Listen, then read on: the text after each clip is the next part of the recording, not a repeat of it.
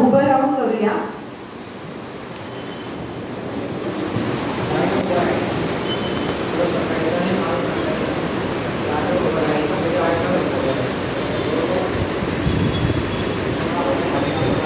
ताट उभं राहायचंय सावधान स्थितीमध्ये. दोन्ही हात कमरेवर. आपण सुरुवातीला करणार आहोत ग्रीवा चालन.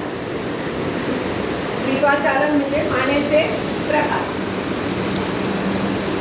श्वास भरत वरती बघायचंय. एक,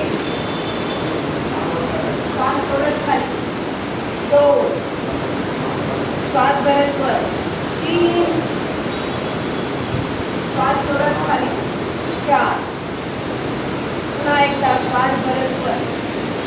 पाच, श्वास सोडत खाली. सहा, त्याचा आपण दुसरा प्रकार करणार आहोत. आपला हा कान आहे. कान खांद्याला लावायचा प्रयत्न करायचा आहे. श्वास भरत जायचा आहे. एक, पहिले उजवी साईडवर, नंतर डाव्या साईड. दोन, परत एकदा. तीन, श्वास भरा. चार, पाच, सहा. गर्दन प्रभाव. आपण तिसरा प्रकार करणार आहोत.